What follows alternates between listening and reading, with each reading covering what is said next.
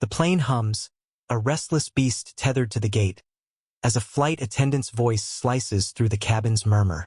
"Sir, you need to move to seat 34B, she declares, her tone sharp, unyielding, a blade cutting through the morning's fragile calm. "A family must sit together, and yours is the only seat left."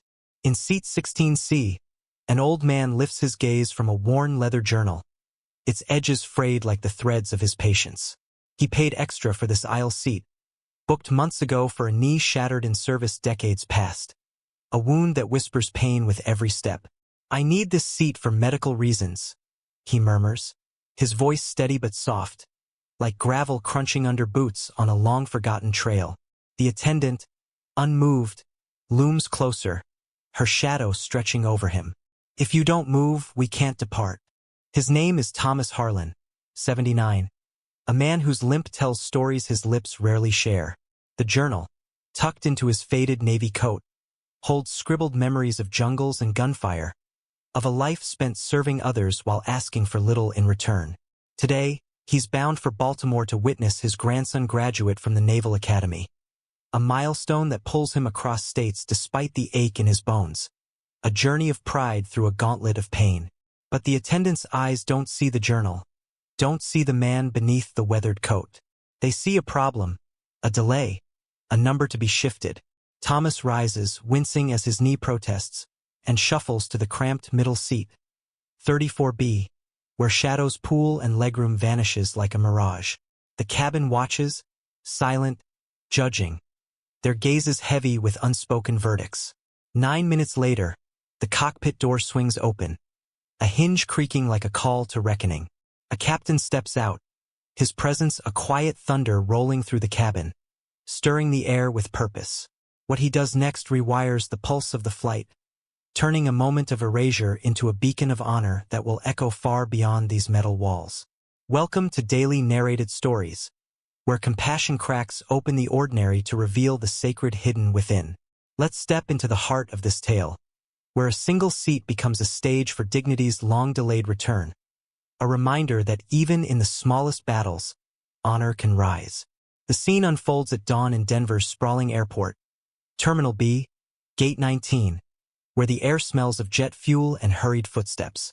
Thomas, in his faded coat, sits alone, the journal in his lap like a silent companion, its leather cover soft from years of touch.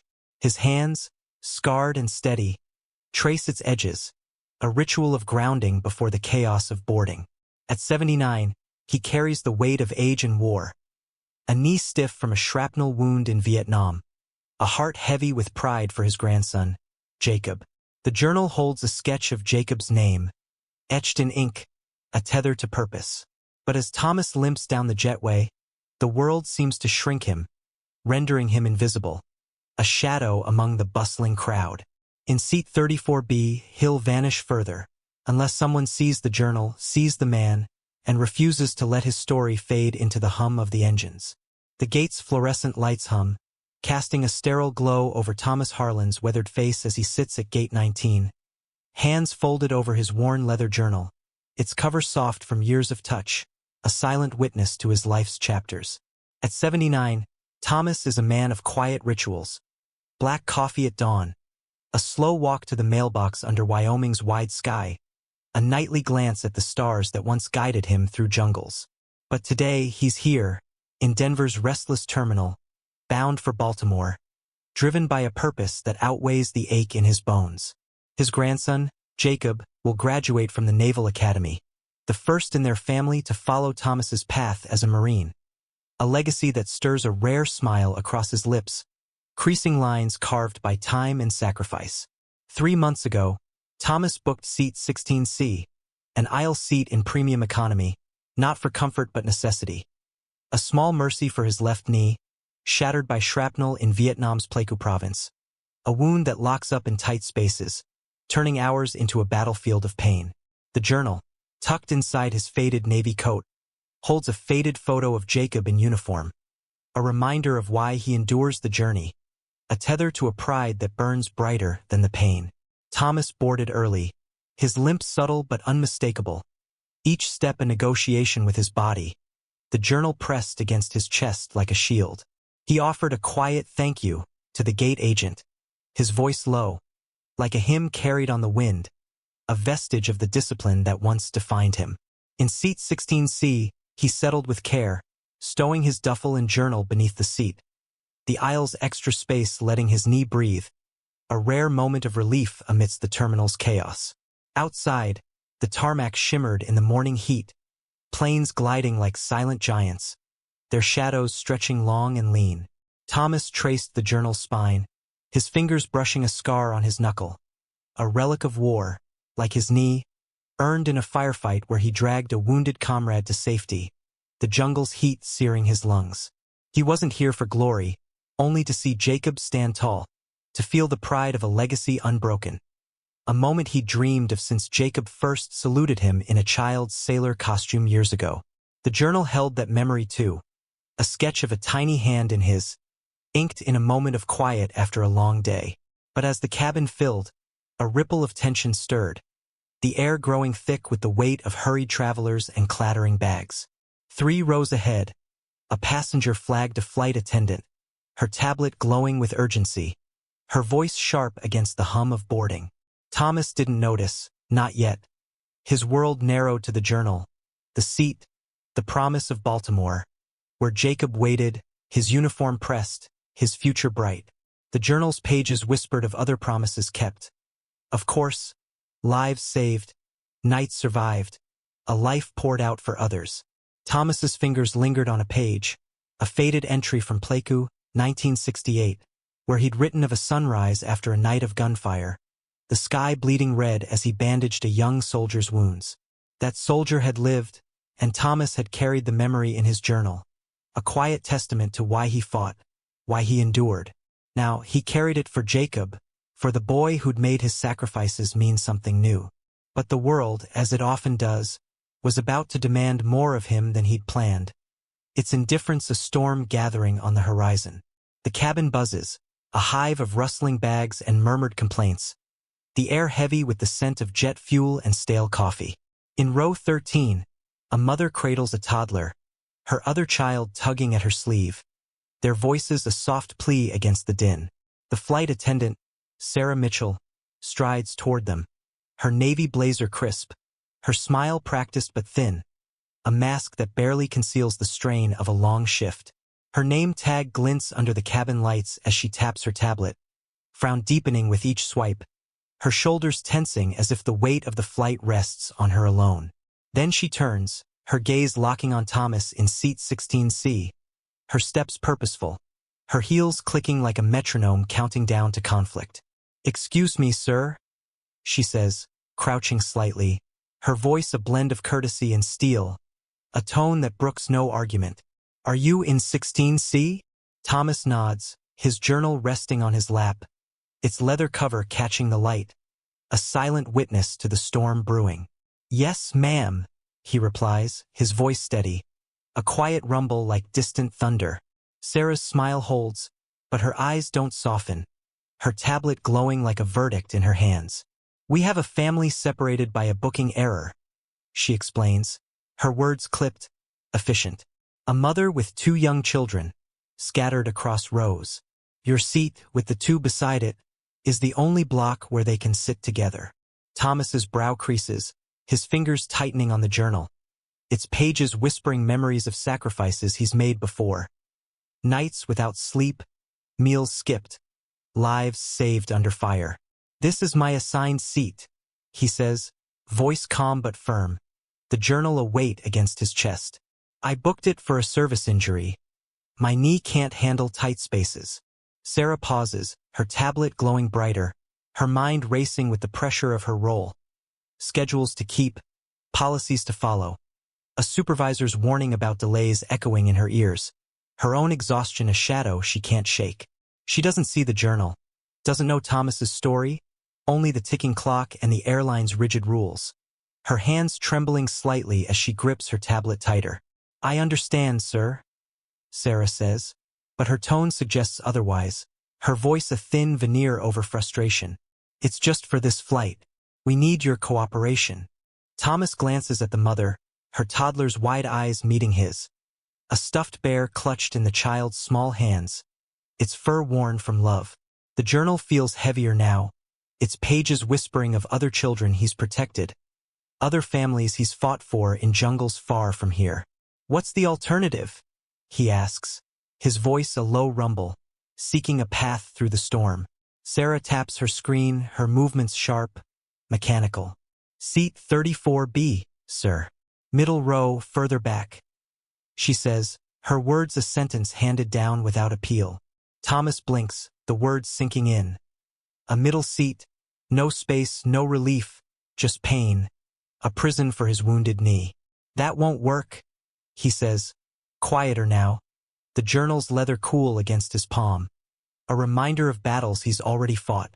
Sarah's smile tightens, a crack in her composure, her own conflict bubbling beneath the surface. Her job on the line, her empathy buried under protocol. Her heart torn between the family's need and the old man's quiet plea. The cabin hums, waiting. The air thick with the weight of a choice that will ripple far beyond this moment. The air thickens, a silent standoff in row 16. The cabins hum a low growl beneath the tension. Sarah's voice drops, edged with urgency. Her words a cold wind cutting through the warmth of Thomas's resolve. Sir, if you don't move, we may delay departure. She says, the implication heavy, a gavel striking wood, her tablet glowing like a judge's decree. Thomas's jaw tightens, his fingers brushing the journal's leather, as if seeking counsel from its silent pages, the ink within holding memories of other moments he'd yielded. Nights in Pleiku, where he'd given up his rations for a wounded private, the jungle's damp air clinging to his skin.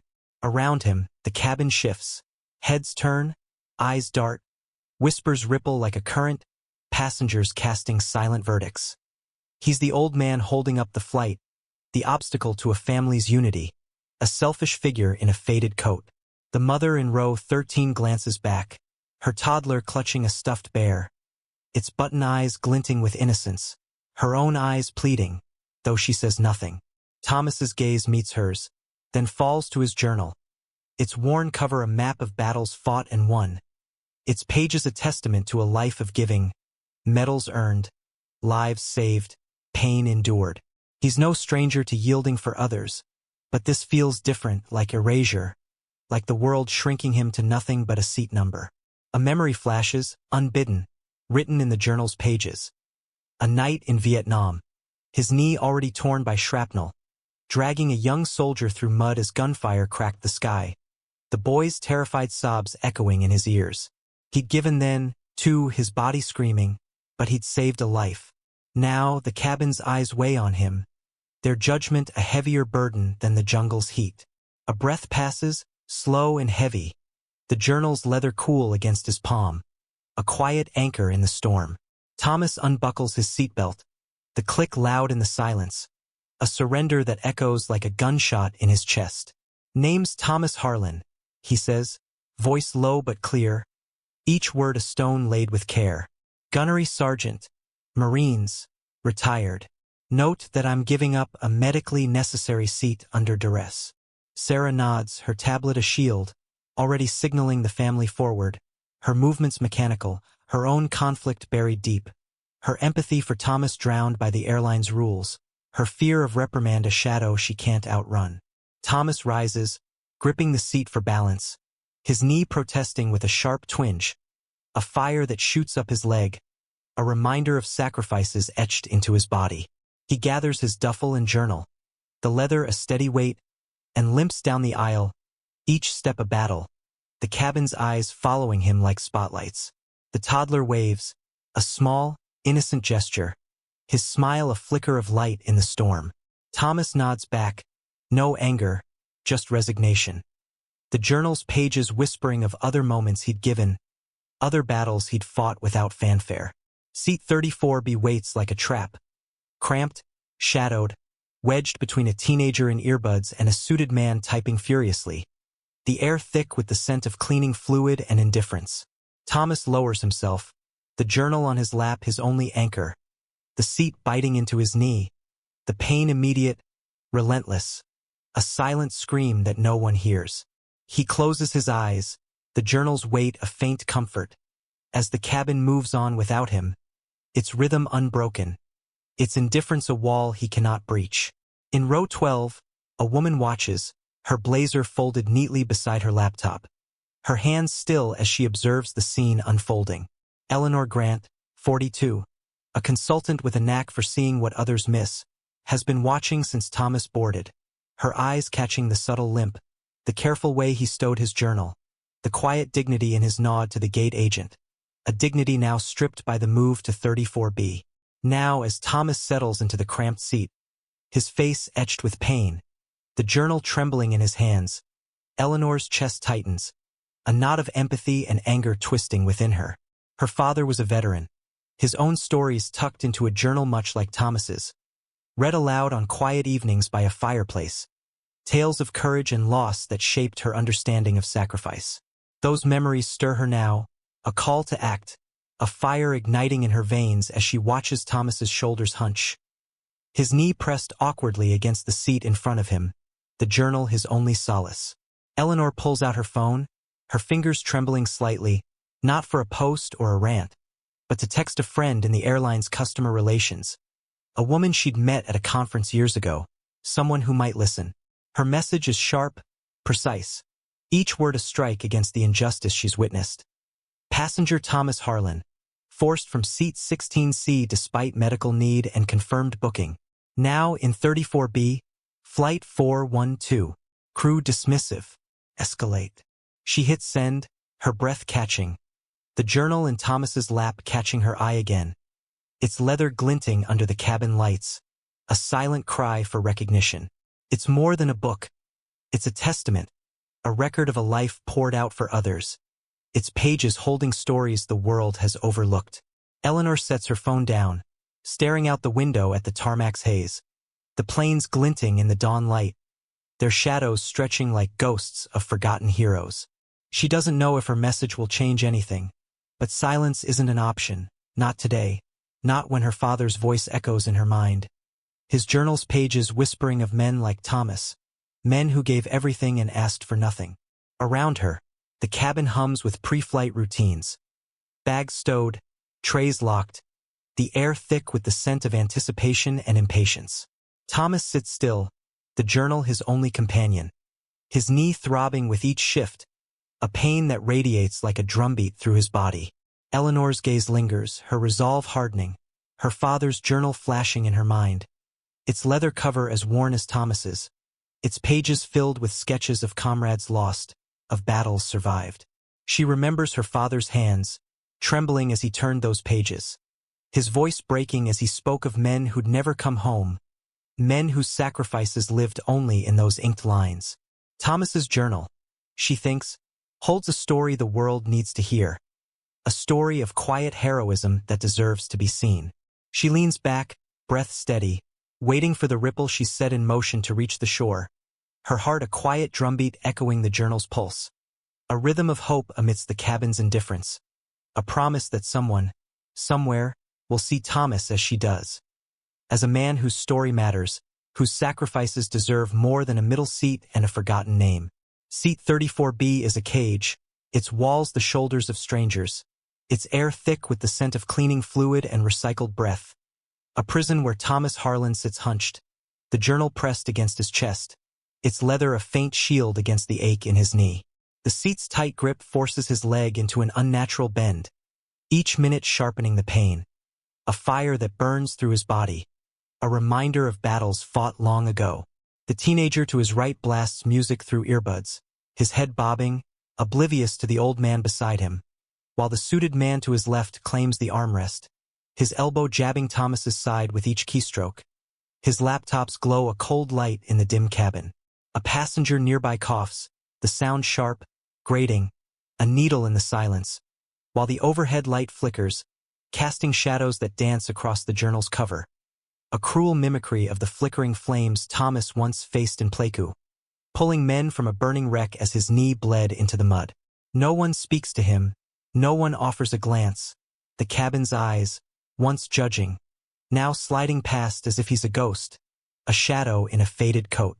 Thomas shifts, wincing, the journal slipping slightly, his hands catching it with a tenderness that belies the pain in his body, the leather cool against his scarred fingers, a quiet anchor in the storm of his isolation. A memory surfaces, unbidden, written in the journal's pages.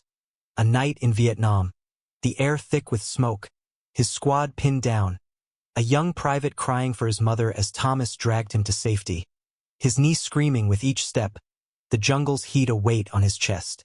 He'd written of that night in the journal, the ink smudged with sweat, a testament to a moment no one saw, a sacrifice no one celebrated. Now, in 34B, he feels that same invisibility, the cabin's indifference a heavier burden than the jungle's heat, the journal's weight his only proof that he exists, that he matters.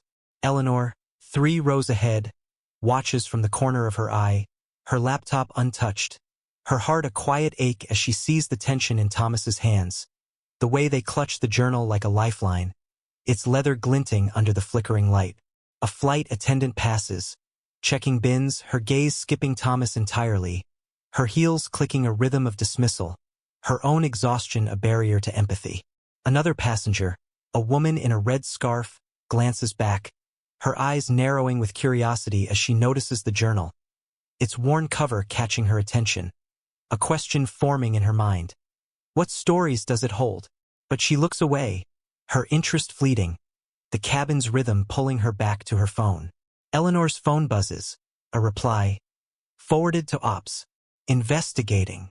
She exhales, but the weight remains, her father's journal flashing in her mind, its pages echoing Thomas's pain, its ink a mirror to his unseen sacrifices. Thomas, in 34B, feels smaller, his world reduced to the journal's pages, to memories of jungles and comrades long gone.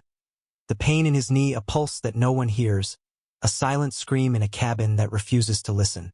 Yet the journal, with its faded ink and dog-eared corners, whispers back, "You are not invisible." Eleanor's eyes linger, her heart echoing that whisper. As the cabin seals shut with a heavy thud, the engines hum a distant echo of the battles Thomas has fought, battles that live on in the journal's silent pages, waiting for someone to see. The cockpit hums, a sanctuary of dials and quiet focus, the air cool with the scent of electronics and jet fuel, a world apart from the cabin's restless buzz. Captain Michael Reed, ex-Navy, 25 years of service etched into the lines of his face, adjusts his headset, his hands steady from years of precision, his mind a map of routines forged in steel. His co-pilot recites pre-flight checks, the plane cleared for taxi, the runway stretching out like a promise under the dawn's pale light. Then a red alert flashes on the console, a sharp intrusion in the cockpit's calm. Passenger concern? Thomas Harlan. Flight for 1-2. Veteran displaced from medically necessary seat. The name jolts Michael, a spark in his memory. Marines, Vietnam. Stories his father told of men who limped but never broke. Men whose sacrifices lived in quiet corners of history. He taps the screen, eyes narrowing, the alert's details unfolding like a mission brief. Eleanor Grant, Platinum member, PR advisor. The weight of her name, her message, lands like a command. A call to action that Michael cannot ignore. His own service a bridge to Thomas's pain. Hold the taxi, Michael says, voice calm but firm. A captain's order that brooks no dissent, his gold stripes glinting as he moves. His co-pilot blinks, startled, the checklist paused mid-sentence. Captain. But Michael's already unbuckling, his movements swift, purposeful. The cockpit door creaking as he steps into the cabin. A figure carved from resolve, his presence a quiet thunder rolling through the air. Passengers pause, phones lowering. The cabin's hum softening as if sensing the shift. A ripple of anticipation spreading row by row. Eleanor spots him first, her breath catching. Her hands still on her laptop, her father's journal flashing in her mind, its pages echoing the moment unfolding before her. Michael's steps are measured, his gaze scanning until it lands on row 34, where Thomas sits, eyes half open, the journal in his lap, its leather glinting under the flickering light, a silent witness to the storm that has passed, a storm Michael now seeks to right. Michael stops, stands tall, his uniform immaculate, silver wings glinting on his chest, and raises his right hand in a crisp, formal salute. The gesture a blade cutting through the cabin's indifference, a declaration of honor in a space that had forgotten it. The cabin freezes, the silence absolute, a vacuum where even the engine's hum seems to pause, every eye on the captain, on the old man in 34B. Thomas looks up, startled by the shadow, confusion flickering in his eyes, the journal trembling in his hands, its pages whispering of other salutes, other moments of recognition long faded into memory. Gunnery Sergeant Thomas Harlan, Michael says, voice clear, cutting through the hum like a lighthouse beam through fog. On behalf of Horizon Airlines, and as a fellow serviceman, I apologize. You should never have been moved. Thomas blinks, confusion deepening. The journal a weight in his lap, its leather cool against his scarred hands, a silent question echoing in its pages. What does this mean? Michael turns, his gaze sharp, seeking the flight attendant. Is Ms. Sarah Mitchell here? Sarah steps forward, pale, clutching her tablet like a shield, her own conflict a storm beneath her composed exterior. Seat 1A, Michael says, his voice a command that echoes through the cabin, a promise of justice that the journal, Thomas's silent witness, seems to glow in response to, its story finally seen, its pages no longer silent but singing with the hope of recognition. Michael's voice carries, a beacon in the cabin's hush, his words a vow that reverberates through the metal walls, a promise to right a wrong that has lingered too long. Ms. Mitchell, escort Gunnery Sergeant Harlan to seat 1A. He says, his tone unyielding, a captain's order etched in steel. If it's occupied, request a volunteer. If none step forward, inform them the captain demands it for a decorated veteran. Sarah nods, her confidence shaken, her tablet trembling in her hands, her own conflict a storm she cannot outrun. Her empathy for Thomas buried under protocol, now unearthed by Michael's resolve. She gestures for Thomas to follow, her heels clicking softly, a hesitant rhythm against the cabin's silence. Thomas rises, slow, his knee buckling with a sharp twinge, a fire that shoots up his leg, the journal tucked under his arm, its leather a steady weight, a silent companion in this unexpected journey. Michael steadies him, a hand under his elbow, the touch firm but gentle, a bridge between two servicemen, a moment of recognition that the journal seems to witness, its pages whispering of other hands that steadied him in jungles far from here. The teenager in 34B removes his earbuds, eyes wide with shame, his music silenced by the weight of the moment, while the suited man shifts, awkward, his laptop forgotten, his elbow retreating from Thomas's space, a silent apology in his movements. Eleanor watches, her heart pounding, her hands trembling on her laptop, her father's journal flashing in her mind, its pages echoing this moment of justice, a moment her father would have cherished. Passengers murmur, some stand, a ripple of respect spreading row by row, a wave that washes away the cabin's earlier indifference. The journals glow a beacon in their midst, its leather glinting under the cabin lights, a symbol of sacrifices seen at last.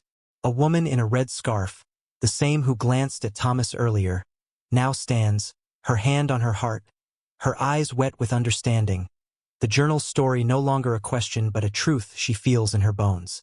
Thomas limps forward, each step a battle, the journal his quiet companion, its pages whispering of other marches, other moments of endurance, its ink a thread that binds past to present.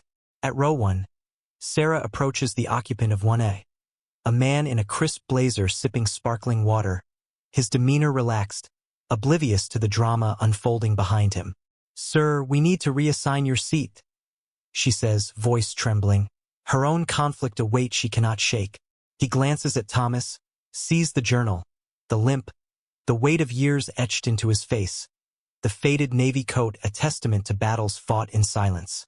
"No need to explain," he says, standing, his water bottle set aside, his movements swift, respectful. "It's an honor."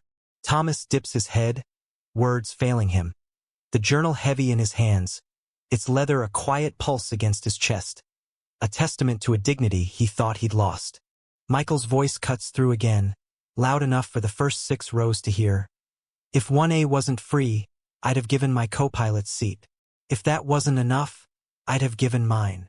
The words land like a vow, the cabin's silence reverent, the journal's glow a symbol of justice reclaimed. Thomas settles into one as leather embrace, the journal on his lap, its pages seeming to sigh in relief, the crew offering a blanket, water, a murmured apology, their eyes meeting his with a respect that feels like home. Eleanor wipes her eyes, the journal's glow a beacon of hope, as the cabin hums with a new energy. Dignity restored, honor awakened, a community rising from the ashes of indifference.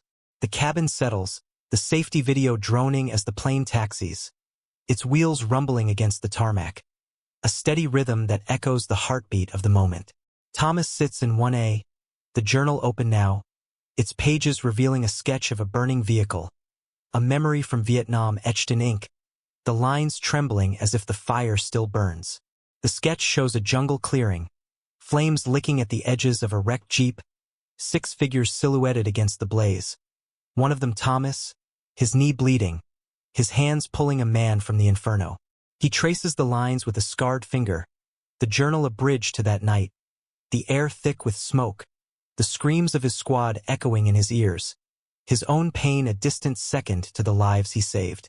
The memory is a weight, a quiet ache, the journal's pages a sanctuary where that ache can rest, its leather cover a shield against the cabin's earlier indifference, a testament to a heroism that lived in silence for decades. Then a voice breaks the hum, raw, trembling, a crack in the cabin's calm that draws every eye. Gunnery Sergeant Harlan. Thomas turns, his hand still on the journal, the sketch of the burning vehicle glowing under the cabin lights, a mirror to the moment unfolding. A man in his 40s stands, jeans faded, eyes wet, his hands trembling as he grips the seat in front of him, his voice a river breaking through stone.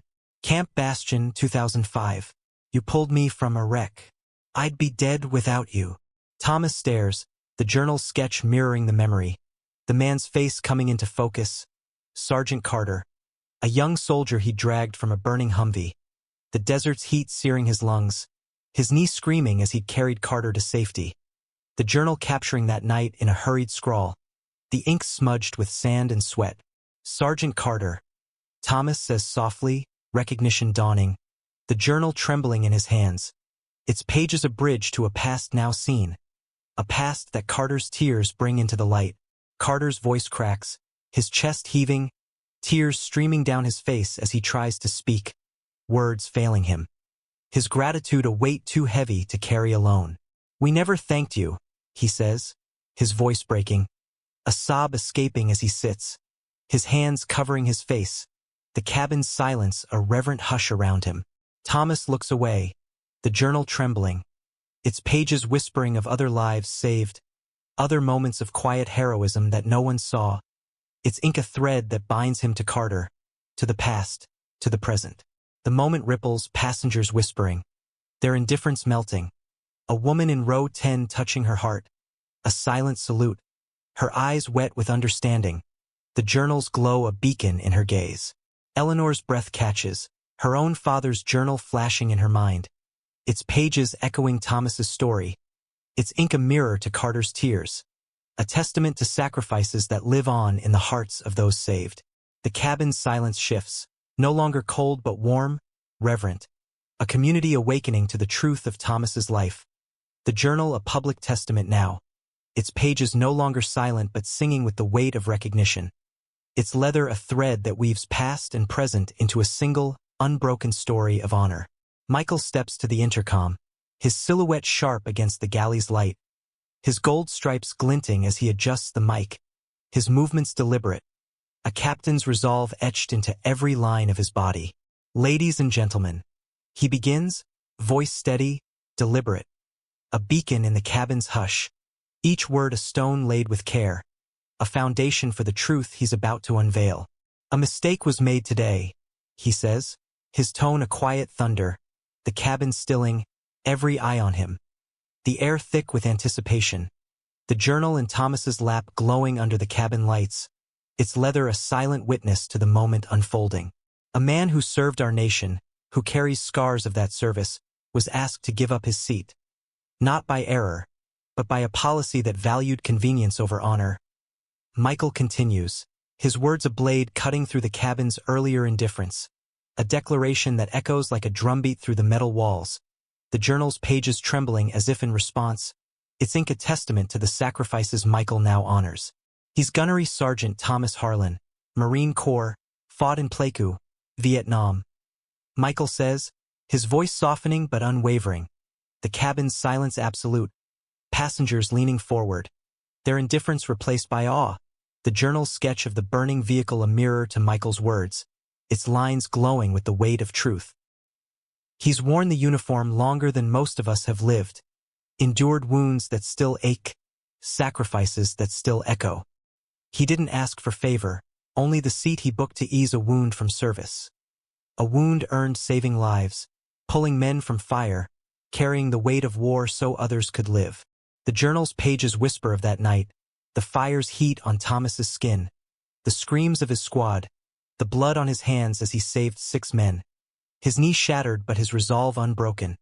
A moment no one saw until now. A moment the journal has held in silence for decades, its ink now singing with recognition.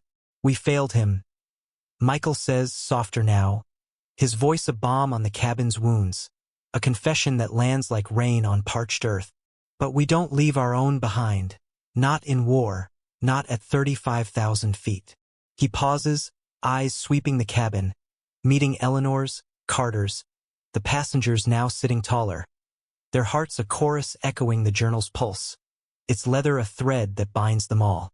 If this flight runs late, I'll bear that delay with pride, Michael says, his voice a vow, a promise that the journal seems to glow in response to. Its pages no longer silent but alive with the cabin's applause. A wave that begins with one pair of hands, then another, swelling like a tide. A hymn to honor that fills the air.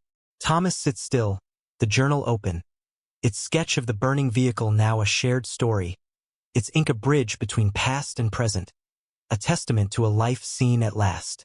Eleanor wipes her eyes, the cabins roar a song of redemption. The journals glow a beacon that weaves every soul into a single truth. Sacrifice, seen at last, binds us all. Its pages a map of honor that will not fade. A story that will live on in the hearts of those who heard, who saw, who remembered.